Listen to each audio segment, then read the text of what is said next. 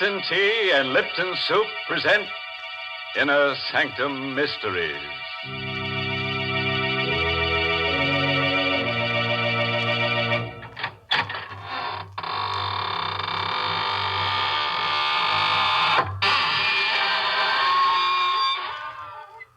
Good evening, friends of the Inner Sanctum. This is your host. Welcome again through the squeaking door. Did you miss us? You know, we haven't been around to haunt you these last 8 weeks. Yes, that's right. Death takes a vacation. Where have we been? Oh, we spent our vacation in a nice, cool place. Underground. Of course, we missed your smiling faces, but where we went, everybody grinned. Yes, they couldn't help it. They were grinning skulls. Too bad you couldn't all come along. Good evening, Mr. Host. Well, hello, Mary Bennett. Say, Mary, on my vacation, I met someone who had something very nice to say about Lipton tea. Yes, it was a ghost. And he said the flavor of Lipton's was out of this world. I suppose you think that's a real testimonial. But of course, no other product has ever been endorsed by a ghost. Well, I can tell you that Lipton's isn't looking for such compliments. What pleases them is the fact that more real people drink Lipton tea than any other brand. And what's more, they drink it all year round. Right now, lots of folks are enjoying Lipton's as an iced beverage because it certainly makes a cold meal taste better.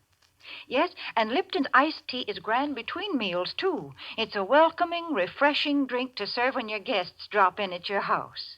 You see, Lipton tea has that famous brisk flavor. Now, that word brisk, B-R-I-S-K, means that Lipton's always tastes fresh and full-bodied, never flat or wishy-washy. So get acquainted with Lipton's real soon, won't you, folks? Yes, and if you'd like to get acquainted with murder real soon, then listen to Dead Man's Deal. It's an original radio play by that chill master, Emil Tepperman. And our star tonight is Larry Haynes, who plays the role of Joe Lester.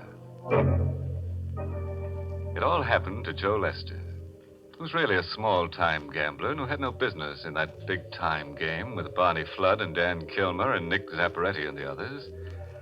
But it's really Lester's story. So here he is to tell it to you. I guess it was the biggest poker game I ever took a hand in. It was in Barney Flood's room, number 327, the Brandon Hotel. They were all big shots. I had to play a careful game. I only had about $3,000, and if I didn't nurse it, a single deal could wipe me out. What's the matter, Lester? Playing kind of tight, aren't you? Whatever, Barney. Man's entitled to play his own game, isn't he? Sure. Maybe you don't belong in this one. You need guts for this game. You tell him, Dan. Maybe Lester doesn't know what guts are, Barney. Now, listen, you. Don't try to get tough, Lester. It wouldn't be healthy. Lester saw at me, Dan. Saw because I took his girl away from him. How didn't you, Lester? Suppose we leave Louise out of this, Barney. If she prefers you, that's okay with me. That's mighty big of you, Lester. That's why I hated Barney Flood. He'd taken Louise away from me. And Louise was the only thing in the world I loved. And what was worse, Barney Flood and his man, Dan Kilmer, were laughing at me because they knew I didn't have the guts to do anything about it. And then it came. The hand I'd been waiting for. Dan Kilmer was dealing. Barney Flood opened blind. I opened for 1,000. I dropped. That's me. The others all dropped out. But when I picked up my 5 cards, I found I had 3 aces. This was the way I'd wanted it. Just Barney Flood and me. And me with a strong hand before the buy. Now I'd show him who had guts. I counted out $2,000 in $100 bills and shoved them out on the table. I see you, Barney. And raise you 1,000. Ah. So our little Lester's waking up. Okay, I see the raise. Just the 2 of us, How many cards, Barney? 1. Right. And how many do you want, Big Shot? I'll take 2. Here you are. My hands were a little clammy as I picked them up. I looked at the cards. And suddenly I felt as if I'd inherited the whole universe. I had bought an extra ace. I held 4 aces. Well, big shot, I bought something here. I think it's the winning hand. I'm going to bet the works. Here. All the cash I have with me. 90 grand. 90 grand. I felt the sweat on my hands as I watched him push the money out on the table. 90 grand he was betting. And I had him beat with my 4 aces. But I couldn't see his bet. All I had was about $1,000. Come on, big shot. What are you waiting for? You know I haven't got that much money. You shouldn't be playing in this game, Tin Horn. You're taking advantage of me, Barney. You're trying to show me up. You know I have to drop out even with a better hand. Oh, so you think you have a better hand, eh? Make the bet inside my limit, and you'll see. All right, Lester. We'll see what kind of a gambler you really are. Here. I'll withdraw this 90 grand bet. I'll make another kind of bet. A bet you can see. If you have the guts. Well, what kind of bet? I'll bet my life against your life.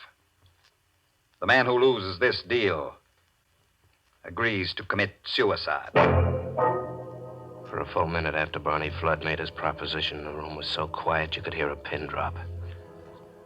Barney Flood and I sat facing each other across the table, our closed cards in our hands. These were the biggest stakes men had ever played for. A life against a life. The other players were stunned and frightened by it. They wanted no part of it. One by one, they made lame excuses and faded from the room. Hi, Dan. Only Dan Kilmer was left with Barney and me. Look, Barney, why should you risk your life against this punk's life? This is the way it's going to be, Dan. Lester hates me. Don't you, Lester? Yes, Barney. I hate you. You see, Dan, he hates me because deep down inside of him, he knows he isn't as good as I am. All right. This is the showdown. One of us walks out of this room alive. The loser stays here with a bullet in his brain. Is that okay with you, Lester? Yeah. Yeah, sure, it's okay with me, but I don't want Dan in the room. This is just between you and me. Let him go out before we uncover our cards. All right. But listen, boss. You heard him, Dan. Just the two of us. Okay. Leave your gun here on the table, Dan. I don't like... Do as I say. Okay. Thanks. Now go down to the lobby and wait. So long. I'll be waiting in the lobby. Okay, Lester. There's no backing out now. We'll open our hands. The loser picks up that gun and blows his brains out. This was the minute I'd been waiting for. My lips were dry. I wet them with my tongue. Now, at last, I had Barney Flood exactly where I wanted him. Okay, Barney. Read 'em and weep. How do you like these? 1 ace, 2 aces, 3 aces, 4 aces. How do you like 'em, Barney? 4 aces, huh? I kept my eyes on Barney. I wanted to milk the last drop of satisfaction out of that moment. But he was a born gambler. His face didn't show a thing. He sighed, and slowly he began to turn over his own cards. 3 of hearts, 4 of hearts, 5 of hearts, 6 of hearts, 7 of hearts. A straight flush. Well, Lester. Straight flush beats 4 of a kind. You only bought 1 card. That's right. I went in with 3, 4, 5, and 6 of hearts. I bought the 7 of hearts. A straight flush, eh? I can't believe it. I've lost. Yes, Lester. You've lost. You've lost your life. And a gambler always pays up. Here's the gun, Lester. Go ahead. A gambler always pays up. I curled my finger around the trigger. I stood up and leaned across the table. I pointed the gun at Barney Flood, and I shot him in the head. Now, I had to work fast and carefully. I had it all figured out. When I shot Barney, I leaned over the table so the barrel of the gun was close to his head. There were powder burns on his temple around the wound.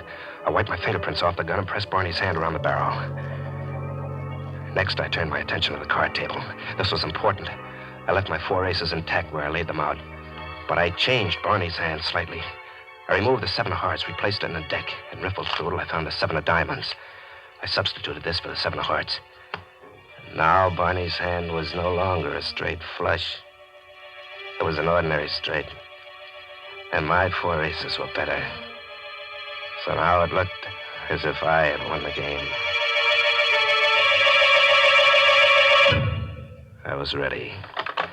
I picked up the phone and asked the operator to connect me with the police. Hello? Police headquarters? This is Joe Lester. I'm in room 327 of the Brandon Hotel.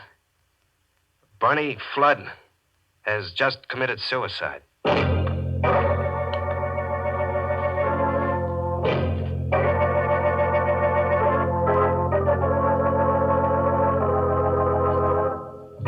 Well, it looks as if Lester has carefully set the stage for foul play.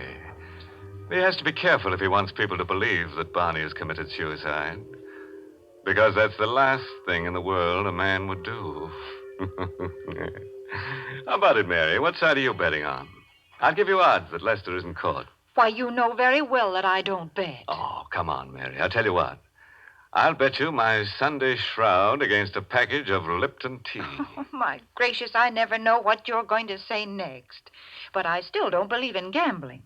And, folks, if you feel the same way about it, then I know you'll like Lipton tea, because you can always be sure of its flavor. Tea experts describe that flavor by saying it's brisk. B-R-I-S-K.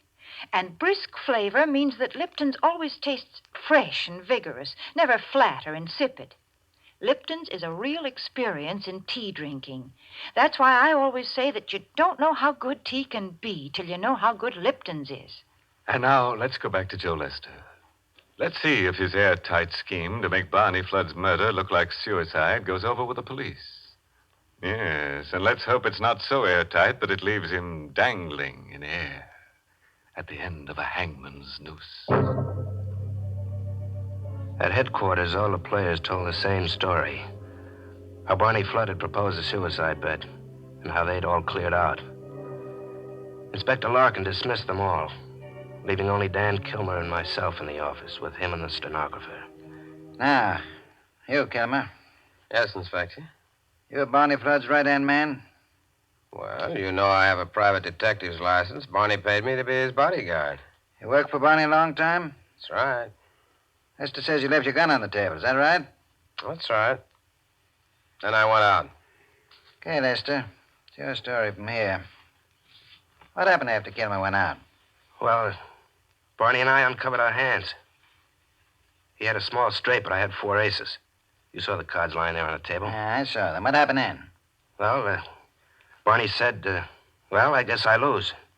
He picked up the gun. I tried to stop him, but he said a gambler always pays up. Then he put the gun to his head to pull the trigger before I could stop him.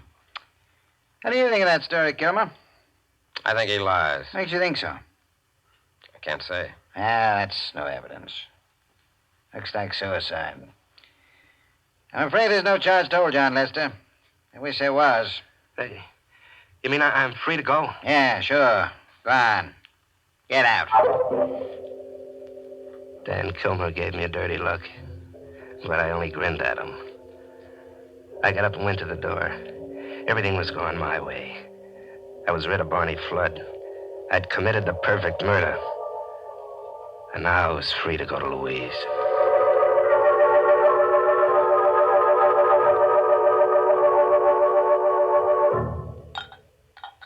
You know, it's awful funny What's awful funny, Louise? how Barney killed himself. Here's your drink. Oh, thanks. There's nothing funny about it. He lost and he paid off. Yeah, I know, but somehow I can't imagine Barney losing a hand like that. Now, listen, Louise, you stop thinking about Barney. He's dead, see, and I'm alive, and I'm not letting any other man have you. Is that plain? Yes, darling, it's plain. Come here, baby. That's better. Ah. You know, I'm crazy about you. You seem to have changed. You seem so strong. Yeah, you bet. From now on, nothing stops me. You know what? We're getting married tomorrow. We won't wait. I better answer the phone. I'll let it ring. No, you better let me answer it. Oh, well, okay, go ahead. But make it snappy, will you? I will, darling. Hello? Yes, this is Plaza 87790. I watched her at the phone. And she was more beautiful than anything I'd ever known. That was the happiest I'll ever be. That one short moment while I watched her at the phone. And then it was over. Yes? Yes, he's here, but who is this? What are you talking about? No. No, it can't be. Please. Please, Her voice trailed off into a sob, and she hung up. She looked as if all her life had been drained out of her body by that phone call. Louise, who was that? Who was that on the phone? What did he say? He said to remind you about the Seven of Hearts. He said you know what he meant. 7 of Hearts. The card I'd substituted in Barney Flood's hand. Oh, but no one could know about the 7 of Hearts. Barney was the only one. And he was dead. Who gave you that message, Louise? Who was that on the phone? He didn't give his name, but I recognized the voice. Louise, for heaven's sakes, tell me who it was. I can't believe it, but I'd swear it was Barney Flood.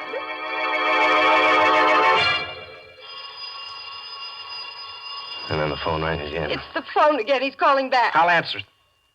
Pushed Louise roughly aside. Slowly, I walked toward the ringing phone, almost in a daze, and picked it up.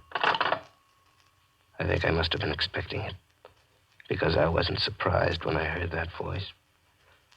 I only felt numb. Hello, Lester. I'm waiting for you. Outside the house.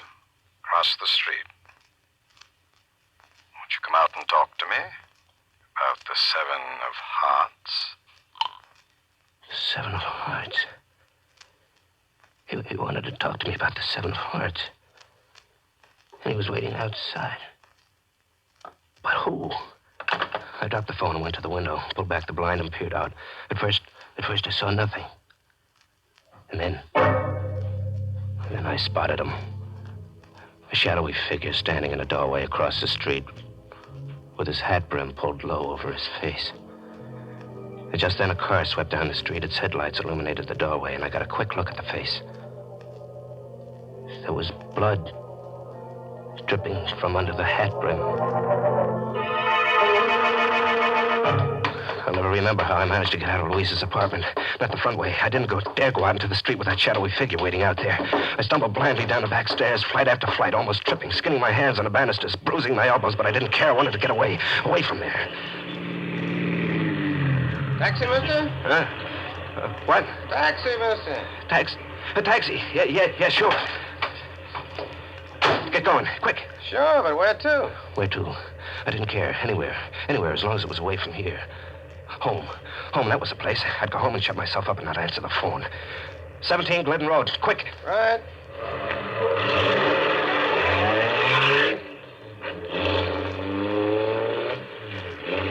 I heaved a sigh of relief as we pulled away.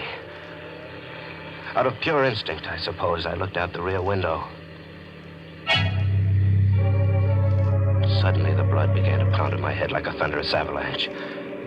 Because back there at the corner was that same shadowy figure, getting into another cab, pointing after my taxi. Faster, driver. You gotta go faster. Hey, what's wrong, mister? Look, that cab behind us. $20 if you lose it. What cab? That one, you fool. The cab behind us. Hey, one of us must be nuts. Or maybe you had a couple too many. There isn't any cab behind it. I turned around and looked again. My driver was right. The street was empty as far back as I could see.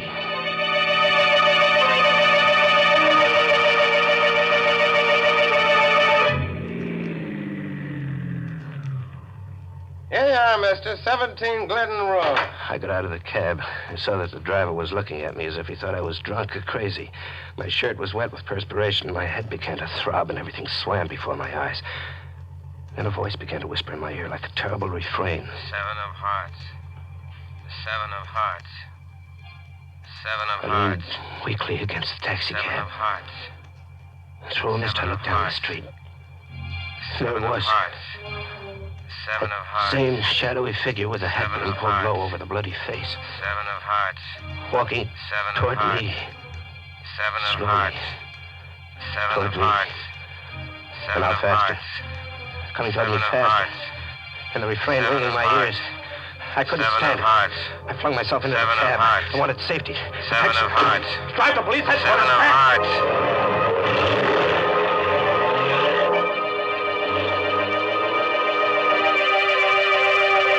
Police headquarters, I burst into Inspector Larkin's office.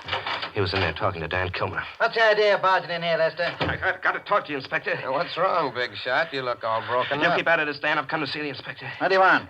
I want protection. You got to protect me. Protect you against whom? Against Barney Flood. He's come back. Is a gag? No, it's no gag. That guy's gone nuts. No, I tell you, Barney Flood's come back. At first, I thought it was a phony, but now I'm sure it's Barney Flood. How do you know it's Barney Flood? Because... I stopped short. I'd almost said too much. I couldn't tell him about the 7 of hearts. I couldn't tell him why I was sure it couldn't be anybody else but Barney Flood. Get out of here, Lester. I've got no time to waste. But you've got to assign an officer to protect me. I'm afraid to go home. Look, Lester, I think you're going nuts the way Dan says. If I signed an officer to you, everybody'd say I was going nuts, too. Signing a cop to protect a man against a ghost. But I insist. Get out! Look, Dan, will you help me? What? Who, me? What, you're not working now, are you?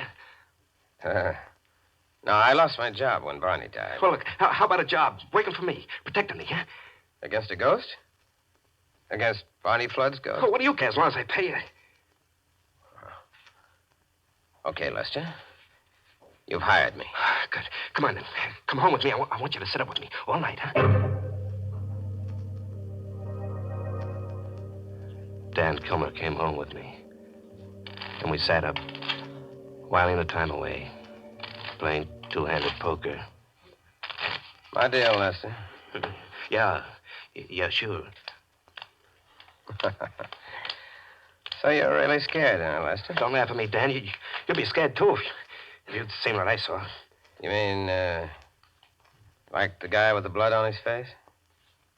How'd you know about that? And the telephone call about the 7 of hearts? The 7. I figured that stuff would sort of get you on edge. What do you mean? I mean that I'm the one that planted that man outside Louise's apartment. That was me on the telephone. You? Sure. That cab driver was my man, too. I had him planted out in back of Louise's house. He was waiting for you to come out the back way. You see, Lester, I had you figured right. Every move. You did all that? What was the idea? I wanted to get you right here. Like this. Afraid of your own shadow. What? What for? Pick 'em up. Picked up the cards. I stared at them. It was 4 aces. The same hand I'd held with Barney Flood. How would you like to make a little bet on your hand, Lester? Against mine. Say, your life against my life. What do you mean? Don't you get it yet? Here, I'll turn my cards over for you. See? 3 of hearts, 4 of hearts, 5 of hearts, 6 of hearts, and the 7 of hearts. You see, Lester, my hand does have the 7 of hearts in it. So did Barney Flood's. Before you took it out. How do you know about the 7 of hearts? For a long time, Dan Kilmer didn't say anything. He just sat there, looking at me. Then he got up. He took out his gun, laid it on the table. And he went to the door. How did I know about the 7 of hearts? You see, Lester, I dealt the other hand, too. Barney Flood was right. A gambler must always pay up. The gun is ready on the table. And now, I'm ready too.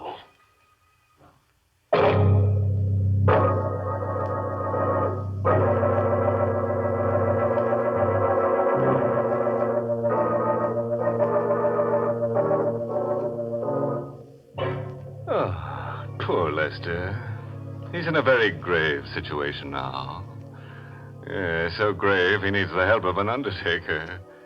But he was only a beginner in crime. He might have done better if he hadn't come to such an untimely end. Well, I've got no sympathy to waste on him. He shouldn't have gotten into that poker game in the first place. Oh, I don't know. I never forget the time I played strip poker with a bunch of ghosts. Say, was I lucky that day? Yes, you should have seen those ghosts shedding their ectoplasm. I declare, I don't know why you're always talking about ghosts. Oh, they're such lucky guys. They always keep cool. Even in the summer, the least little breeze goes right through them. Well, I'd rather be a human being. Real honest folks have a good way of keeping cool, too. They just make themselves a refreshing pitcher of Lipton's iced tea. Yes, there's nothing like Lipton's to perk you up on a hot day. I guess it's that famous brisk flavor that makes all the difference. It's so rich and lively. Whether you drink it iced or hot, there's nothing that can beat Lipton's, the tea with the brisk flavor.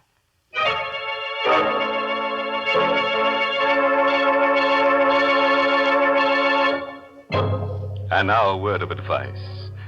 You can't afford to gamble with death because the loser never gets a chance to stage a comeback.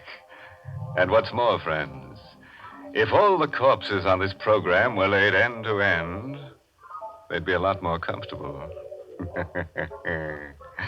Oh, by the way, this month's Inner Sanctum mystery novel is Puzzle for Wantons by Patrick Quentin.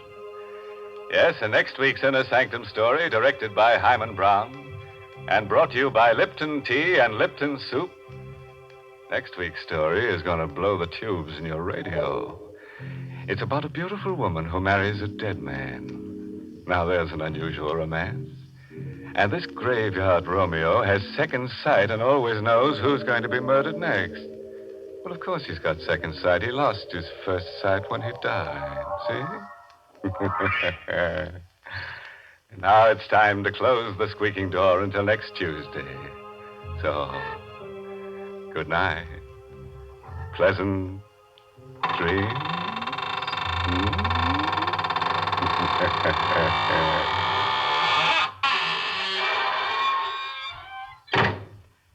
Folks, even with a cold meal, most of us have a craving for one hot dish. Well, why not make that one hot dish Lipton's noodle soup? You see, Lipton's has a real old-fashioned taste, a chickeny taste, just like real homemade chicken soup. And yet it's so easy to prepare. That's because Lipton's comes in an envelope. You just empty the contents of the envelope into boiling water, and in no time at all, soup's on. Just as quick and simple as that. And yet Lipton's noodle soup is blessed with a real chickeny flavor, and it's brim full of tender golden egg noodles. So, folks, don't forget Lipton's noodle soup. And don't forget to tune in next Tuesday night for another Inner Sanctum mystery.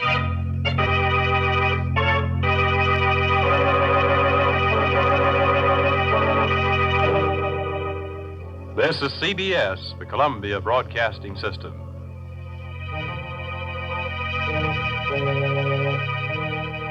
Thank you.